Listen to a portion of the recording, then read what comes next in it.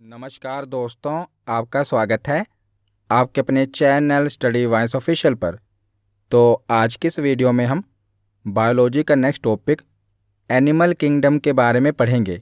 तो बहुत ही important topic है और मैं आपको पूरा टॉपिक इमेज के साथ पढ़ाऊंगा ताकि आपको याद रखने में आसानी हो। तो ये टॉपिक बहुत ही इम्पोर्टेंट है और लगभग हर एक परीक्षा में यहाँ से प्रश्न बनता ही है। तो पहले हम पूरे टॉपिक को अच्छे से पढ़ेंगे और पूरा टॉपिक पढ़ने के बाद हम प्रीवियस ईयर क्वेश्चन को भी कवर करेंगे। तो चलिए बिना देरी किए हुए वीडियो को शुरू करते हैं। तो चलिए वीडियो की शुरुआत करते हैं। तो जीव विज्ञान को दो शाखाओं में बांटा गया है, यानी कि जो बायोलॉजी है इसे दो ब्रांचेस में बांटा गया है। पहली शाखा है जंतु विज्ञान जूलॉजी और दूसरी शाखा है वनस्पति विज्ञान बॉटनी। तो जो जंतु विज्ञान है इसके जनक कौन हैं? तो जंतु विज्ञान के जनक हैं अरस्तु और वनस्पति विज्ञान के जनक कौन हैं? तो वनस्पति विज्ञान के जनक हैं थियोफ्रेस्टस। तो दोनों ही नाम याद रखिएगा, बहुत बार एग्जाम में पूछा गया है कि जंतु विज्ञान के जनक कौन हैं और वनस्पति विज्ञान के जनक कौन हैं। तो अरस्तु ने अपनी पुस्तक हिस्टोरिया एनिमेलियम में लगभग 500 प्रकार के जंतुओं का वर्णन किया है, इसीलिए इन्हें जंतु विज्ञान का जनक कहा जाता है। तो जो अरस्तु है ना, इन्होंने अपनी पुस्तक हिस्टोरिया एनिमेलियम में कितने प्रकार के जंतुओं का वर्णन किया है? तो लगभग 500 प्रकार के जंतुओं का वर्णन किया है, इसीलिए इन्हें जंतु विज्ञान का जनक कहा जाता है। और थियोफ्रेस्टस ने अपनी पुस्तक हिस्टोरिया प्लांटेरम में लगभग 500 प्रकार के पौधों का वर्णन किया है, इसीलिए इन्हें वनस्पति विज्ञान का जनक कहा जाता है। तो जीव विज्ञान का जनक अरस्तु को कहा जाता है, जंतु विज्ञान का जनक भी अरस्तु को ही कहा जाता है, वनस्पति विज्ञान का जनक थियोफ्रेस्टस को कहा जाता है और कोशिका विज्ञान का जनक रॉबर्ट हुक को कहा जाता है। तो इसके बाद आगे देखते हैं कि आखिर जीवधारियों का वर्गीकरण किया किसने, क्लासिफिकेशन की किसने। तो जीवों के आधुनिक वर्गीकरण की शुरुआत कैरोलस लिनियस ने की थी। तो कैरोलस लिनियस को वर्गीकी का पिता कहा जाता है, फादर ऑफ टैक्सोनॉमी कहा जाता है। तो जीवधारियों के वर्गीकरण की शुरुआत किसने की थी? कैरोलस लिनियस ने की थी। तो ये जो वर्गीकी है, टैक्सोनॉमी है, इसके 3 स्टेप हैं।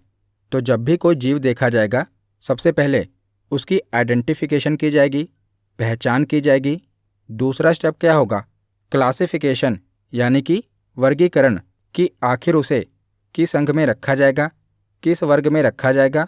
और तीसरा स्टेप होगा नोमेनक्लेचर का, यानी कि नामकरण का। तो सबसे पहले जैसे कोई जीव दिखा तो उसकी पहचान की जाएगी, उसके बाद उसका वर्गीकरण किया जाएगा कि आखिर वो किस समूह में आएगा। वो उड़ सकता है, पानी पर तैर सकता है या रेंगता है, उस हिसाब से उसका वर्गीकरण किया जाएगा।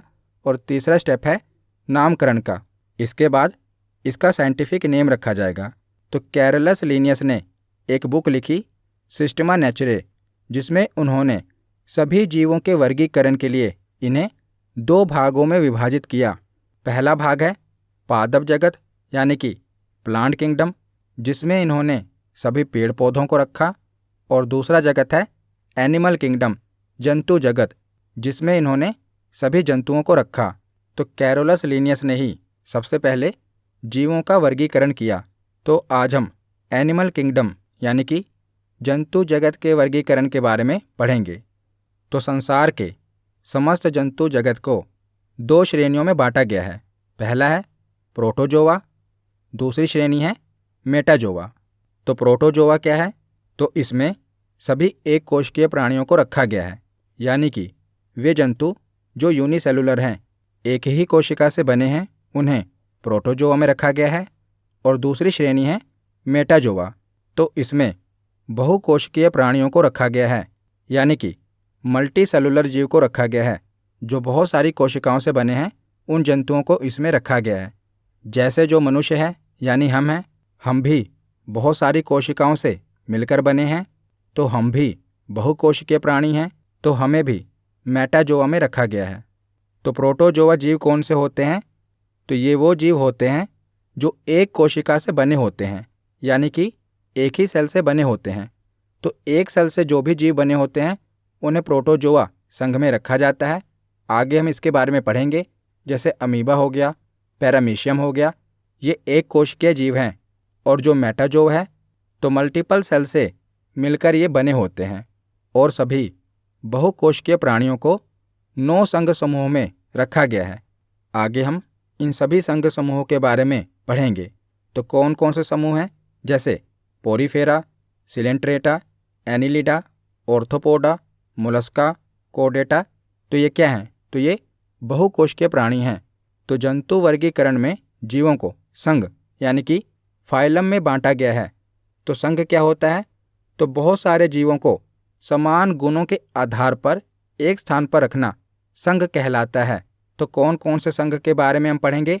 Protozoa, Porifera, Coelenterata, Platyhelminthes, Aschelminthes, Annelida, Arthropoda, Mollusca, Echinodermata और कॉर्डेटा। तो अभी आपको ये नाम बहुत ही कठिन लग रहे होंगे, पर अभी हम पढ़ना शुरू करेंगे ना, तो ये बहुत ही आसान है। तो शुरुआत हम करते हैं प्रोटोजोआ से। तो जो प्रोटोजोआ हैं ये पृथ्वी की उत्पत्ति के समय सबसे पहले पाए जाने वाले जीव थे। और ये अत्यंत सूक्ष्म तथा एक कोशिकीय जीव होते हैं। तथा प्रोटोजोआ शब्द किसने दिया था?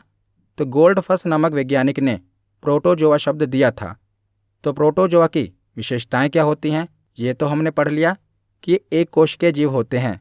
तो इस संघ में जीव द्रव्य स्तर का संगठन पाया जाता है।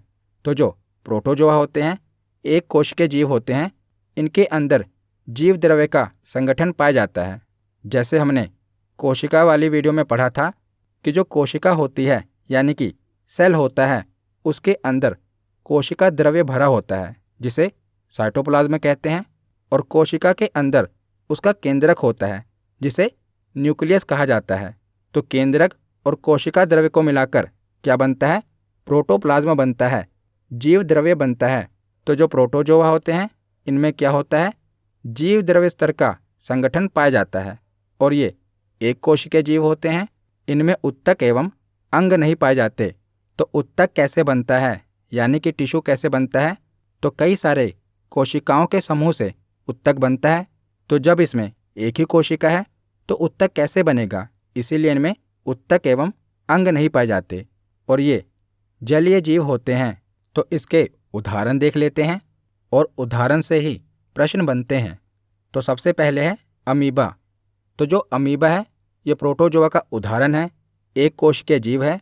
और जो अमीबा है इसका जो आकार है ये अनिश्चित होता है, यानी कि इसका कोई निश्चित आकार नहीं होता। और जो अमीबा होता है ये कूटपाद विधि द्वारा भोजन ग्रहण करता है जिसे स्यूडोपोडिया कहा जाता है। तो इसमें क्या होता है कि जो अमीबा होता है जैसे ही इसका भोजन इसके नज़दीक आता है, यह क्या करता है? अपने आप को खोल लेता है और भोजन को अंदर करके बंद कर लेता है। तो इसी को कूटपाद विधि कहते हैं, स्यूडोपोडिया कहा जाता है। उसके बाद प्रोटोजोआ का दूसरा उदाहरण है पैरामीशियम। तो पैरामीशियम क्या है? जो आप ये देख रहे हैं यह पैरामीशियम। तो इसकी आकृति आपको कैसी लग रही है? तो इसकी आकृति चप्पल की तरह है। तो ये एग्ज़ाम में पूछा भी गया है कि किस प्रोटोजोआ की आकृति चप्पल की तरह है? तो पैरामीशियम की आकृति चप्पल की तरह है। और जो पैरामीशियम है सीलिया के द्वारा गति करता है। जो आप ये पैरामीशियम के बाहर कांटेनुमा संरचना देख रहे हैं, इसी को सीलिया कहा जाता है। और सीलिया के द्वारा ही पैरामीशियम गति करता है। उसके बाद है युगलीना। तो युगलीना को ग्रीन प्रोटोजोआ कहा जाता है। ये हरे रंग का होता है, इसको हरा प्रोटोजोआ कहा जाता है। और ये जंतु एवं पादप के बीच कड़ी का काम करता है। तो कई बार एग्जाम में पूछा गया है कि कौन सा प्रोटोजोआ जंतु एवं पादप के बीच कड़ी का काम करता है? तो ये है युगलीना। और जो युगलीना है ये फ्लैजिला के द्वारा गति करता है। जो आप इसकी पूंछनुमा संरचना देख रहे हैं, इसी पूंछनुमा संरचना को फ्लैजिला कहा जाता है। और इसी फ्लैजिला की सहायता से ही युगलीना गति करता है। उसके बाद प्रोटोजोआ का अगला उदाहरण है प्लाज्मोडियम। तो प्लाज्मोडियम तो ये सबसे छोटा प्रोटोजोआ है और प्लाज्मोडियम परजीवी की एक प्रजाति जो मनुष्यों में मलेरिया का कारण बनती है, और ये बीमारी मादा मच्छर एनाफ्लीज के काटने से फैलती है। तो मादा मच्छर एनाफ्लीज के काटने से मलेरिया फैलता है, और जो ये मच्छर है ये अपने साथ प्लाज्मोडियम परजीवी कैरी करता है और इंसानों के शरीर में जाकर इंजेक्ट कर देता है, जिससे क्या होता है, मलेरिया फैलता है। उसके बाद अगला उदाहरण है एसिटाबुलेरिया। तो एसिटाबुलेरिया क्या है? तो ये सबसे बड़ा एक कोशिकीय जीव है। हमने पढ़ा कि सबसे छोटा एक कोशिकीय जीव कौन सा है? तो प्लाज्मोडियम। और सबसे बड़ा एक कोशिकीय जीव कौन सा है? तो एसिटाबुलेरिया यह सबसे बड़ा एक कोशिका जीव है। इसके बाद प्रोटोजोआ का अगला उदाहरण है ट्रिपैनोसोमा। तो इससे स्लीपिंग सिकनेस रोग होता है, यानी कि नींद की बीमारी का रोग होता है, और ये रोग आमतौर पर एक संक्रमित सीसी मक्खी के काटने से फैलता है। तो ट्रिपैनोसोमा भी प्रोटोजोआ का ही उदाहरण है। तो प्रोटोजोआ के हमने 6 उदाहरण देखे: अमीबा, पैरामीशियम, यूग्लिना, प्लाज्मोडियम, एसिटाबुलेरिया और ट्रिपैनोसोमा। तो ये 6 के 6 उदाहरण आपको याद होने चाहिए। तो प्रोटोजोआ के बाद जो मेटाजोआ के 9 संघ हैं उनके बारे में हम पढ़ते हैं। सबसे पहले है पोरीफेरा। तो पोरीफेरा बहुकोशिकीय जीव होते हैं, और इस संघ के सभी जंतु खारे पानी में पाए जाते हैं, मतलब कि समुद्री चट्टान या ठोस पदार्थ पर पाए जाते हैं। और इन जंतुओं के शरीर में बहुत सारे छिद्र होते हैं। तो पोरीफेरा में क्या है? पोर। पोर का मतलब ही होता है छिद्र। छिद्र यानी कि छेद। तो इन जंतुओं के शरीर में बहुत सारे छिद्र होते हैं जिन्हें ओस्टिया कहा जाता है, और इन्हीं छिद्र से जल, ऑक्सीजन, भोजन इनके शरीर में पहुंचता है। और जो इनका आकार होता है, इनका आकार भी अनियमित होता है, यानी कि एक तरह नहीं होता, और ये जीव एक स्थान से दूसरे स्थान पर गति नहीं कर सकते, और इन्हें एनिमल किंगडम का स्पंज कहा जाता है। तो जो स्पंज होती है मुलायम रबड़ की तरह होती है। तो आपने ये गेंद देखी होगी, तो इसे स्पंज बॉल कहा जाता है। तो ये मुलायम होती है ना, स्पंज बॉल।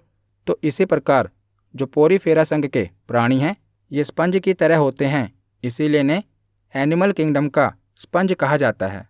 तो पोरीफेरा के 5 उदाहरण हैं जो आपको याद रखने हैं, और ये एग्जाम में बहुत बार रिपीट हुए हैं। तो पहला उदाहरण है साइकन। जो आप ये देख रहे हैं यह है साइकन। दूसरा है हाइलोनेमा। तीसरा उदाहरण है यूप्लेक्टेला। चौथा है स्पॉन्जिला। और 5वां उदाहरण है यूस्पंजिया, जिसे बाथ स्पॉन्ज कहते हैं। तो एग्जाम में प्रश्न कैसे बनता है कि बताइए साइकन किस संघ का उदाहरण है? तो साइकन पोरीफेरा संघ का उदाहरण है। तो एक बार दोबारा इसे रिवाइज कर लेते हैं।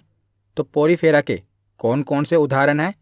तो साइकन, हाइलोनेमा, यूप्लेक्टेला, स्पॉन्जिला और यूस्पंजिया, ये सभी पोरीफेरा के उदाहरण हैं। उसके बाद अगले संघ पे हम चलते हैं। तो अगला संघ है सिलेंट्रेटा। तो इसका अन्य नाम निडेरिया भी है। तो ऐसे जीव जिनके मुंह से बाल निकले होते हैं, अर्थात जालनुमा संरचना पाई जाती है, उन्हें सिलेंट्रेटा समुदाय में रखा जाता है। तो इस संघ के जंतु मुख्य रूप से समुद्री जल में पाए जाते हैं, और इनमें श्वसन तंत्र, उत्सर्जन तंत्र और परिसंचरण तंत्र कुछ भी नहीं पाया जाता। तो आप देख रहे हैं कि जिन जंतुओं के मुंह पर बालनुमा संरचना पाई जाती है उन्हें सिलेंट्रेटा समुदाय में रखा जाता है। तो ग्रेट बैरियर रीफ, आपने इसके बारे में सुना होगा, जो कि ऑस्ट्रेलिया के उत्तर पूर्व में स्थित है। तो इसका निर्माण इन्हीं जंतुओं के द्वारा हुआ है, यानी कि सिलेंट्रेटा के द्वारा ही हुआ है। और ये जंतु कैल्शियम कार्बोनेट को स्रावित करते हैं, इसी से ग्रेट बैरियर रीफ का निर्माण हुआ है। तो सिलेंट्रेटा के उदाहरण क्या क्या हैं? तो आपको 3 उदाहरण याद रखने हैं। पहला है hydra. Very very very important. कई बार एग्जाम में पूछा गया है कि हाइड्रा किस संघ में आता है? तो ये सिलेंट्रेटा संघ में आता है। दूसरा उदाहरण है मूंगा, यानी कि कोरल्स, जो हमने पीछे पढ़ा ना कि ग्रेट बैरियर रीफ में क्या पाया जाता है, तो यही मूंगा पाए जाते हैं, यानी कि कोरल्स पाए जाते हैं और मूंगा को समुद्र का बगीचा कहा जाता है, क्योंकि ये समुद्र में पाए जाते हैं और देखने में काफ़ी रंग बिरंगे होते हैं, इसीलिए इन्हें समुद्र का बगीचा कहा जाता है।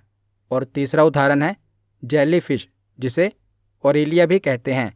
तो सिलेंट्रेटा के 3 उदाहरण हैं, हाइड्रा, मूंगा और जेलीफिश, जिसमें से हाइड्रा और jellyfish very very very important हैं। कई बार एग्जाम में इनके बारे में पूछा गया है। तो ये दोनों सिलेंट्रेटा के उदाहरण हैं। उसके बाद आगे चलते हैं। तो अगला संघ है प्लेटीहेल्मिन्थीज। तो इस नाम में क्या है? प्लेट। तो इस संघ में जो भी जीव होते हैं वो प्लेट की तरह चपटे होते हैं। तो इसके अंतर्गत चपटे सपाट संरचना वाले जीवों को रखा गया है। जो कि चपटे होते हैं उनको प्लेटीहेल्मिन्थीज में रखा गया है। और इन सभी जीवों में आहार नाल नहीं होती, इसीलिए ये सभी जीव दूसरों पर आश्रित होते हैं, मतलब कि ये परजीवी होते हैं। तो जो ये जीव होते हैं ना, ये परजीवी होते हैं और इनमें आहार नाल नहीं होती, क्योंकि ये दूसरे जीवों पर निर्भर होते हैं और ज़्यादातर ये आंतों में या यकृत में पाए जाते हैं। क्योंकि वहाँ पर पचा हुआ भोजन है और इनमें आहार नाल नहीं होती, तो ये पचे हुए भोजन को ग्रहण करते हैं। ये जीव मनुष्य की आंतों में और जानवरों की आंतों में पाए जाते हैं। तो ये सभी जीवों का मनुष्य, पालतू पशु और जंगली जंतु में आश्रय होता है और इन्हीं की सतह से ये अपने खाद्य पदार्थों का अवशोषण करते हैं। तो इनके उदाहरण क्या हैं? तो पहला उदाहरण है टीनिया। तो टीनिया सोलियम एक फीताकृमि यानी कि टेप वॉर्म है। तो आप देख रहे हैं, तो ये फीते की तरह होते हैं, इसीलिए इन्हें फीताकृमि या टेप वॉर्म कहा जाता है और ये मनुष्य की आंत और यकृत में पाया जाता है। इसके बाद अगला उदाहरण है फैसियोला। तो फैसियोला एक साधारण लीवर फ्लूक है जो कि गाय, भेड़ और बैल इत्यादि के पित्त प्रणाली में पाया जाता है। और तीसरा इसका उदाहरण है प्लेनेरिया। तो प्लेटीहेल्मिन्थीज संघ के 3 उदाहरण आपको याद रखने हैं। पहला है टीनिया, दूसरा है फैसियोला और तीसरा उदाहरण है प्लेनेरिया। उसके बाद आगे अगला संघ देखते हैं। तो अगला संघ है एस्केलेमेथीज। तो इन्हें राउंड वॉर्म या गोल कृमि भी कहते हैं, क्योंकि इनका आकार गोल होता है और लंबा होता है, नूडल्स की तरह। तो ये जीव आकार में गोल होते हैं और साथ ही स्वतंत्र जीवी और परजीवी दोनों प्रकार के होते हैं। मतलब इस समूह के कुछ जीव दूसरों पर आश्रित होते हैं और कुछ जीव स्वतंत्र होते हैं। और एस्केलेमिथीज संघ को ही निमेटोडा संघ भी कहा जाता है। तो इसी संघ का अन्य नाम क्या है? निमेटोडा। तो इसके उदाहरण देख लेते हैं। तो पहला उदाहरण है एस्कैरिस। तो एस्कैरिस मनुष्य की छोटी आंत में पाया जाता है तथा ये एस्कैरिसिस नामक रोग उत्पन्न करता है। और दूसरा इसका उदाहरण है वुचेरिया। तो वुचेरिया के कारण क्या होता है कि मनुष्य में हाथी पाँव की बीमारी हो जाती है, यानी कि जो मनुष्य के पैर होते हैं ये हाथी के पाँव की तरह फूल जाते हैं। तो इसी को हाथी पाँव बीमारी कहा जाता है। तो एस्केलेमिथीज संघ के 2 उदाहरण आपको याद रखने हैं। पहला उदाहरण है एस्कैरिस और दूसरा उदाहरण है वुचेरिया। तो ये दोनों जीव किस संघ में आते हैं? एस्केलेमिथीज संघ में आते हैं। इसके बाद अगला संघ देखते हैं। तो अगला संघ है एनिलिडा। तो इस वर्ग में जो जीवों का शरीर होता है, इनके शरीर का निर्माण कई खंडों के मिलने से होता है, यानी कि जो जीव होते हैं ये कई खंडों से मिलकर बने होते हैं। गोल गोल रिंग की तरह इनमें कई खंड पाए जाते हैं, तो कई खंडों से मिलकर ये बने होते हैं। तो इनके उदाहरण पूछे जाते हैं। तो एनिलिडा संघ के आपको 3 उदाहरण याद रखने हैं। पहला है जोंक, दूसरा उदाहरण है केंचुआ और तीसरा उदाहरण है नेरिस। तो केंचुआ को किसान का मित्र भी कहा जाता है। तो किसान का मित्र क्यों कहा जाता है? क्योंकि ये क्या करते हैं, मिट्टी में घुसकर उसे भुरभुरा कर देते हैं, जिसके कारण क्या होता है, मिट्टी की उपजाऊ शक्ति बढ़ जाती है। इसीलिए केंचुए को किसान का मित्र कहा जाता है। तो एनिलिडा संघ के 3 उदाहरण आपको याद रखने हैं। पहला है जोंक, दूसरा उदाहरण है केंचुआ और तीसरा उदाहरण है नेरिस। तो अगला संघ है ऑर्थोपोडा। तो ये प्राणी जगत का सबसे बड़ा संघ है। याद रखिएगा, कई बार एग्जाम में पूछा गया है कि प्राणी जगत का सबसे बड़ा संघ कौन सा है, तो ऑर्थोपोडा, क्योंकि पृथ्वी पर लगभग 2/3 से अधिक ऑर्थोपोडा ही पाए जाते हैं, इसीलिए ये प्राणी जगत का सबसे बड़ा संघ है। तो इस संघ के जंतु जल, थल और वायु तीनों जगहों पर पाए जाते हैं और इसी ऑर्थोपोडा संघ में कीट वर्ग भी शामिल होता है। तो ज़्यादातर जो भी कीड़े मकोड़े होते हैं ना, ये ऑर्थोपोडा संघ में ही पाए जाते हैं। और जो कीट होते हैं इनमें श्वसन किसके द्वारा होता है, तो कीट में श्वसन ट्रेकिया के द्वारा होता है। तो ऑर्थोपोडा संघ के उदाहरण क्या है, तो ये जंतु जगत का सबसे बड़ा समूह है। तो इसके जो एग्जाम्पल एग्जाम में पूछे गए हैं वो हम देख लेते हैं। तो बिच्छू, मकड़ियाँ, झींगा, केकड़ा, मधुमक्खी और कॉकरोच ये ऑर्थोपोडा संघ के उदाहरण हैं। तो कॉकरोच को तिलचट्टा भी कहा जाता है। तो कॉकरोच, मधुमक्खी, केकड़ा, झींगा, मकड़ियाँ और बिच्छू ये किसके उदाहरण हैं, तो ये ऑर्थोपोडा संघ के उदाहरण हैं। तो जो मकड़ियाँ होती हैं ना, ये कीट वर्ग में नहीं आती, ये भी एग्जाम में पूछा गया है। तो मैंने आपको बताया कि जो कीट वर्ग है ये ऑर्थोपोडा में शामिल है। तो मकड़ियाँ भी ऑर्थोपोडा का उदाहरण है, पर ये कीट वर्ग में नहीं आती। तो ये कीट वर्ग में क्यों नहीं आती, क्योंकि मकड़ियों के 8 पैर होते हैं और जो कीट वर्ग होता है, यानी कि जो कीट होते हैं इनमें 6 पैर पाए जाते हैं, 3 जोड़ी पैर पाए जाते हैं। लेकिन जो मकड़ियाँ होती हैं इनमें 8 पैर होते हैं, इसीलिए ये कीट वर्ग में नहीं आते। लेकिन जो मकड़ियाँ होती हैं ये ऑर्थोपोडा वर्ग में तो आती हैं, लेकिन ये कीट वर्ग में नहीं आती। ये एग्ज़ाम में पूछा गया है, इसीलिए इसे याद रखिएगा। उसके बाद अगला संघ है मोलस्का। तो ऐसे जीव जिनका शरीर बहुत अधिक मुलायम होता है उन्हें मोलस्का संघ में रखा गया है। तो इसके नाम में ही क्या है, मोल। तो जिन जीवों का शरीर मुलायम होता है वो किस संघ में आते हैं, वो मोलस्का संघ में आते हैं। तो इस संघ में मुलायम जीव आते हैं। तो मुलायम जीवों की सुरक्षा के लिए इनके बाहर में एक कठोर आवरण का निर्माण होता है, जो कि कैल्शियम कार्बोनेट का बना होता है। जैसे आप देख रहे हैं ये जो घोंघा है ये बहुत ही मुलायम जीव है, लेकिन इसके ऊपर आप ये कठोर आवरण देख रहे हैं ना, ये क्या है, ये कैल्शियम कार्बोनेट से बना होता है। तो ये प्राणी जगत का दूसरा सबसे बड़ा संघ है। प्राणी जगत का सबसे बड़ा संघ है ऑर्थोपोडा, और दूसरा सबसे बड़ा संघ कौन सा है, तो मोलस्का। ये दूसरा सबसे बड़ा संघ है। तो मोलस्का के उदाहरण क्या क्या हैं, तो ऑक्टोपस ये मोलस्का संघ का उदाहरण है। और ऑक्टोपस के कितने पैर होते हैं, तो ऑक्टोपस के 8 पैर होते हैं। तो ऑक्टोपस को ही डेविल फिश कहा जाता है। ये याद रखिएगा, पूछा गया है कि डेविल फिश किसे कहा जाता है, तो ऑक्टोपस को ही डेविल फिश कहा जाता है। दूसरा उदाहरण है सीपिया। सीपिया को कटल फिश कहा जाता है। और तीसरा उदाहरण है घोंघा यानी कि स्नेल, और घोंघा को ही पाइला भी कहा जाता है। तो मोलस्का संघ के आपको 3 उदाहरण याद रखने हैं। पहला उदाहरण है ऑक्टोपस, दूसरा है सीपिया और तीसरा उदाहरण है घोंघा, जिसमें से कई बार ये पूछा गया है कि घोंघा किस संघ में आता है, तो घोंघा मोलस्का संघ में आता है। तो मोलस्का संघ के बाद अगला संघ है इकाइनोडर्मेटा। तो इकाइनो का मतलब होता है कांटे और डर्मेटा का मतलब होता है स्किन यानी कि त्वचा। तो जिन जीवों के त्वचा पर कांटे पाए जाते हैं उन्हें इकाइनोडर्मेटा संघ में रखा जाता है। तो इस संघ के सभी जीव समुद्री होते हैं और इन जीवों की त्वचा पर कांटे पाए जाते हैं। तो इसके उदाहरण क्या हैं, तो पहला उदाहरण है तारा मछली यानी कि स्टारफिश। तो इसे ऑस्ट्रियास भी कहते हैं। तो स्टारफिश किस संघ में आता है, तो ये इकाइनोडर्मेटा संघ में आता है। दूसरा उदाहरण है ब्रिटल स्टार, जिसे ओफ्यूरा भी कहते हैं। तो ब्रिटल स्टार भी इकाइनोडर्मेटा का उदाहरण है। इसकी त्वचा पर कांटे पाए जाते हैं। तीसरा उदाहरण है समुद्री अर्चिन, जिसे इकाइनस भी कहते हैं। तो ये भी इकाइनोडर्मेटा का उदाहरण है। और चौथा उदाहरण है समुद्री खीरा यानी कि सी कुकुम्बर।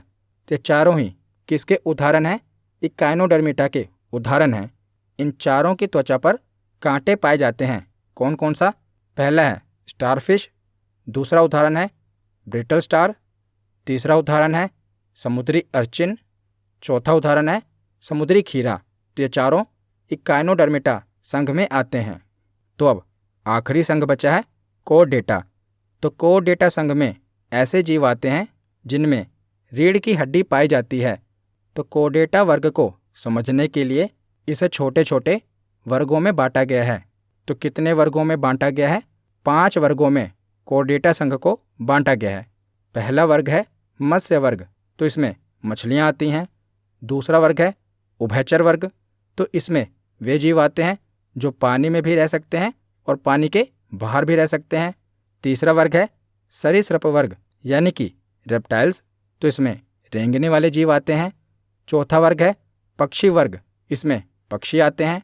और 5वां वर्ग है स्तनधारी वर्ग यानी कि मैमल्स, और इसी वर्ग में हम ह्यूमन बींग आते हैं। तो कोर्डेटा संघ को 5 वर्गों में बांटा गया है। तो सभी वर्गों के बारे में हम पढ़ लेते हैं। तो सबसे पहले है मत्स्य वर्ग। तो ऐसे वर्ग के जीव सामान्यतः पानी में पाए जाते हैं और इनके हृदय में 2 चैम्बर होते हैं। जैसे मानव के हृदय में कितने चैम्बर होते हैं? 4 चैम्बर होते हैं। तो मैंने आपको मानव के हृदय की संरचना डायग्राम की सहायता से और एनिमेशन की सहायता से समझाया हुआ है, बहुत ही आसान तरीके से। अगर आपने ये वीडियो नहीं देखी तो बायोलॉजी की प्लेलिस्ट में जाकर जरूर देख लेना। तो ऐसे वर्ग के जीव सामान्यतः पानी में पाए जाते हैं और इनके हृदय में 2 चैम्बर होते हैं। तो ये जीव श्वसन कहाँ से लेते हैं? तो गलफड़े के माध्यम से यानी कि गिल्स के माध्यम से ये श्वसन लेते हैं। तो इनके उदाहरण देख लेते हैं जो एग्ज़ाम में पूछे जाते हैं। तो पहला है शार्क मछली। तो शार्क मछली को डॉग फिश भी कहते हैं। डॉग फिश क्यों कहते हैं? क्योंकि इसके सूंघने की क्षमता बहुत ज़्यादा होती है, इसीलिए इसे डॉग फिश कहा जाता है और इसमें हड्डियाँ नहीं पाई जाती।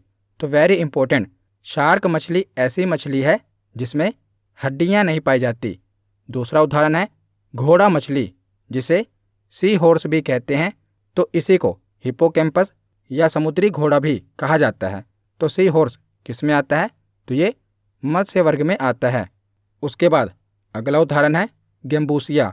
तो गैम्बूसिया को मस्कीटो फिश कहा जाता है क्योंकि ये मच्छर के लार्वा को खाती है और इसीलिए इसे तालाब में और कुएं में छोड़ा जाता है ताकि ये मच्छरों को खा ले और मच्छरों पर नियंत्रण पाया जा सके।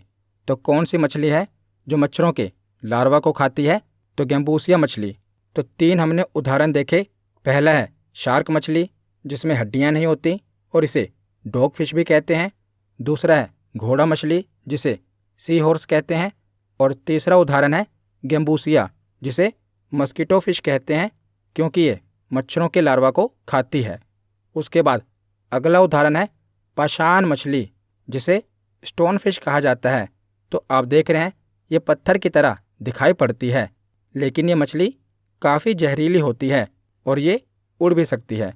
तो पाषाण मछली काफ़ी जहरीली होती है। और इसी के साथ ये 2 उदाहरण भी याद रखिएगा, ये दोनों नाम भी पूछे गए हैं, कतला मछली और रोहू मछली। तो एक नोट है, ये याद रख लीजिएगा कि जो डॉल्फिन है और व्हेल मछली है ये मत्स्य वर्ग में नहीं आती, ये मैमल्स में आती हैं यानी कि स्तनधारी वर्ग में आती हैं। तो डॉल्फिन और व्हेल मछली ये मत्स्य वर्ग में नहीं आती। उसके बाद आगे है उभयचर यानी कि एम्फीबियन। तो इस वर्ग के जीव जलीय तथा स्थलीय दोनों होते हैं, अर्थात जल के साथ साथ स्थल पर रहने में भी सक्षम होते हैं। तो ये पहले प्राणी हैं जो जल से निकलकर स्थल पर जीवित रहने में सक्षम होते हैं।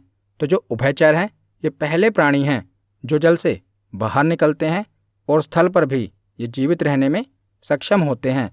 तो इस वर्ग के प्राणी के हृदय में 3 चैम्बर होते हैं और इस वर्ग के प्राणी श्वसन के लिए गिल्स, लंग्स तथा स्किन का प्रयोग करते हैं। तो जब ये पानी में होते हैं तो गलफड़ों का यानी कि गिल्स का प्रयोग करते हैं। जब ये स्थल पर होते हैं यानी कि ज़मीन पर होते हैं तो ये फेफड़ों का इस्तेमाल करते हैं, लंग्स का इस्तेमाल करते हैं। और जब ये ज़मीन के अंदर चले जाते हैं ना, तब ये सांस लेने के लिए अपनी त्वचा यानी कि स्किन का इस्तेमाल करते हैं। तो इस वर्ग के प्राणी श्वसन के लिए गलफड़े, फेफड़े तथा त्वचा तीनों का प्रयोग करते हैं। तो इसके उदाहरण क्या हैं? तो दो ही उदाहरण हैं जो आपसे पूछे जाते हैं। पहला है मेंढक। तो मेंढक एक उभयचर है, ये जल में भी रह सकता है और जल के बाहर भी रह सकता है। दूसरा उदाहरण है सैलामेंडर। तो सैलामेंडर भी जल में रह सकता है और जल के बाहर भी रह सकता है। तो दोनों ही उदाहरण याद रखिएगा। इसमें से ज़्यादा इम्पोर्टेंट है सैलामेंडर। तो सैलामेंडर किस वर्ग में आता है? तो ये उभयचर वर्ग में आता है। उसके बाद अगला वर्ग है सरीसृप यानी कि रेप्टाइल। तो इस वर्ग में वे प्राणी आते हैं जो रेंग कर चलते हैं और इनमें श्वसन फेफड़ों के माध्यम से होता है। और इस वर्ग के प्राणियों में मुख्यतः सांप आते हैं। तो रेप्टाइल के उदाहरण कौन कौन से हैं? जैसे सांप, छिपकली, कछुआ और मगरमच्छ। ये किसके उदाहरण हैं? तो ये सरीसृप यानी कि रेप्टाइल के उदाहरण हैं। तो अब हम वे उदाहरण देख लेते हैं जो एग्ज़ाम में पूछे जाते हैं। तो पहला नाम है किंग कोबरा। तो किंग कोबरा रेप्टाइल वर्ग में आएगा। तो ये एकमात्र ऐसा सांप है जो अंडों की सुरक्षा के लिए घोंसला बनाता है। तो याद रखिएगा कि कौन सा ऐसा सांप है जो अंडों की सुरक्षा के लिए घोंसला बनाता है। तो किंग कोबरा, इसी को नागराज भी कहते हैं। उसके बाद दूसरा उदाहरण है हाइड्रोफिश। तो हाइड्रोफिश समुद्री सांप को कहा जाता है। उसके बाद है छिपकली। तो ड्रैको एकमात्र उड़ने वाली छिपकली है। तो ये नाम याद रखिएगा, ड्रैको। तो ड्रैको एकमात्र उड़ने वाली छिपकली है। और दूसरा नाम है हिलोडर्मा। तो हिलोडर्मा दुनिया की एकमात्र जहरीली छिपकली है। तो दोनों उदाहरण पूछे गए हैं। जो ड्रैको है ये उड़ने वाली छिपकली है और जो हिलोडर्मा है ये दुनिया की एकमात्र जहरीली छिपकली है। तो रेप्टाइल वर्ग में कौन से जीव आते हैं जो रेंग कर चलते हैं? जैसे सांप, छिपकली, कछुआ और मगरमच्छ। और हमने उदाहरण कौन कौन से पढ़े? तो किंग कोबरा ये एकमात्र ऐसा सांप है जो घोंसला बनाता है। दूसरा हाइड्रोफिश, इसे समुद्री सांप कहते हैं। तीसरा हमने छिपकली के बारे में पढ़ा कि ड्रैको एकमात्र उड़ने वाली छिपकली है और हिलोडर्मा दुनिया की एकमात्र जहरीली छिपकली है। उसके बाद अगला वर्ग है पक्षी वर्ग। तो इस वर्ग के प्राणी का जो विकास हुआ है ये रेप्टाइल से हुआ है। तो रेप्टाइल्स की आगे वाली भुजा विंग्स के रूप में यानी कि पंख के रूप में विकसित हुई हैं। तो ये पहला वर्ग है जिसमें 4 चैम्बर वाले हृदय का विकास होता है। तो इनके शरीर का आकार एरोडायनेमिक होता है जिसके कारण इन्हें उड़ने में मदद मिलती है। तो इनमें पंख पाए जाते हैं जिसे प्न्यूमेटिक बोन कहा जाता है जो कि खोखली होती है। तो जो पक्षी वर्ग होता है ना, इसके कौन कौन से उदाहरण हैं जो हमसे पूछे जाते हैं? तो पहला है हमिंग बर्ड। इसे गुंजन पक्षी के नाम से जाना जाता है और ये दुनिया का सबसे छोटा पक्षी है। याद रखिएगा, बहुत बार एग्जाम में पूछा गया है कि दुनिया का सबसे छोटा पक्षी कौन सा है? तो हमिंग बर्ड दुनिया का सबसे छोटा पक्षी है और ये उल्टी उड़ान भी भर सकता है। तो ये इसकी खासियत है। तो दुनिया का सबसे छोटा पक्षी कौन सा है? तो हमिंग बर्ड। उसके बाद है शुतुरमुर्ग।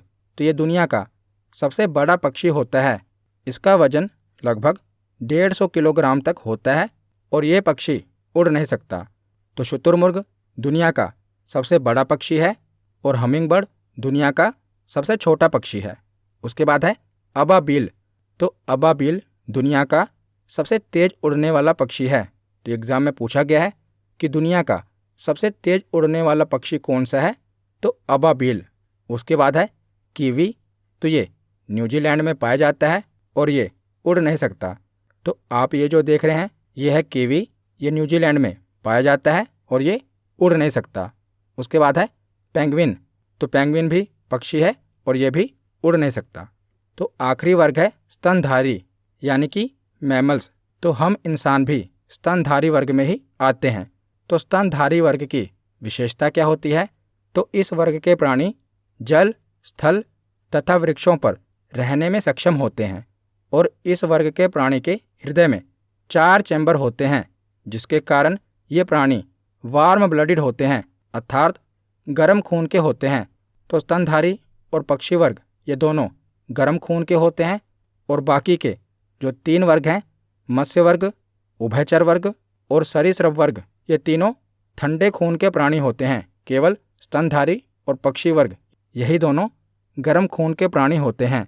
तो स्तनधारी के शरीर पर स्वेट ग्लैंड यानी कि पसीने की ग्रंथि पाई जाती है और इसी वर्ग के प्राणी के शरीर पर एक विशेष प्रकार की ग्रंथि पाई जाती है जिसे तेलीय ग्रंथि कहा जाता है।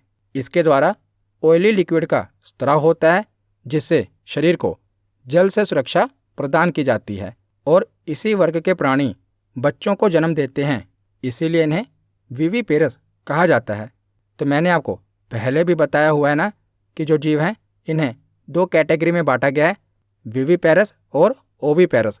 तो जो विविपेरस वाले जीव होते हैं ये डायरेक्ट बच्चों को जन्म देते हैं और जो ओविपेरस होते हैं ये पहले अंडे देते हैं और फिर बाद में अंडों से बच्चों का जन्म होता है। तो जो स्तनधारी जीव होते हैं ये विविपेरस होते हैं, यानी कि ये डायरेक्ट बच्चों को जन्म देते हैं और इस वर्ग के प्राणी बच्चों को जन्म देने के बाद दूध पिलाते हैं। तो ये थे स्तनधारी के लक्षण। और जो स्तनधारी है ना, मैमल्स है ना, इन्हें भी 3 उपवर्ग में बांटा गया है, 3 सब क्लास में बांटा गया है। पहला उपवर्ग है प्रोटोथीरिया, दूसरा है मेटाथीरिया और तीसरा उपवर्ग है यूथीरिया। तो विकास के क्रम में स्तनधारियों को 3 उपवर्ग में बांटा गया है। पहला है प्रोटोथीरिया, तो ये स्तनधारी बच्चों के स्थान पर अंडे देने वाले होते हैं। तो ये अपवाद है।